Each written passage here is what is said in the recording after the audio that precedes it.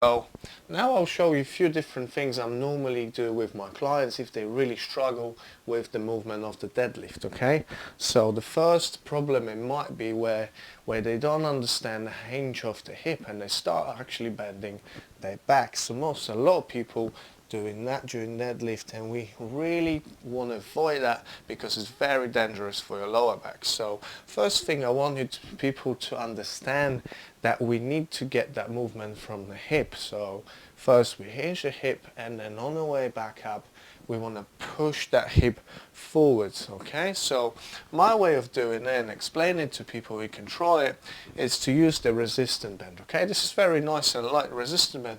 We don't want to fight against a lot of strength, we just want to understand what's happening during the deadlift. So once we've got that resistant bends on your hip and then a touch behind you, so during the getting into the bottom of the deadlift, you can feel the resistant band pulling you back, and that's ideally what we want to do. We want to let that hip go in with the resistant band to the back and hinge. So when we come back to the top, we want to push against the resistant band, okay? So this is exercise will let you understand what we need during the deadlifting, and a little bit during the first phase of the squat as well, was when we hinge the hip and trying to keep them shins as vertical to the floor as possible. So try that and see how that feels. Fight against the resistant band and squeezing your bum, and that's a good exercise to start controlling your deadlift, okay?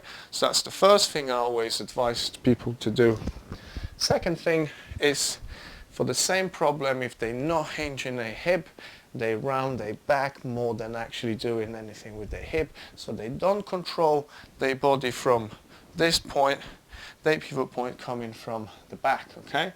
So what I'm doing then, I'm asking them to grab the bar, and we're trying not to scratch my ceiling.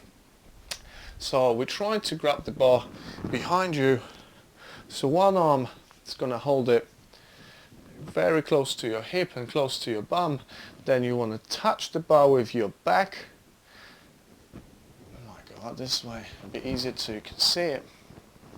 So one arm on your hip, bar touching your back, the other arm on your hat, okay? So once we're getting now into the deadlift position and we want to start deadlifting, if you do it properly, the bar should stay in the same position, so your hand's still touching the parts that you were setting them up on, and then the bar still touching your back, okay?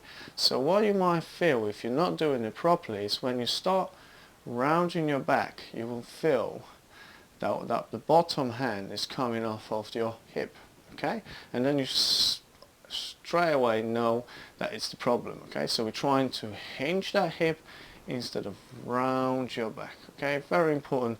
Same we avoid here, overextension, because you need to keep that back on the bar, okay? So let's try again, slowly, set up, get your feet sorted, knees rotate out, core engage glutes, and then we get a nice hinge to the bottom and to the top. So that's the second way I'm teaching people how to deadlift. It would be good as well to combine them too. Get the resistant bands around your waist and around your hip, and holding the bar behind your back to understand what's your body doing during the deadlifting, okay?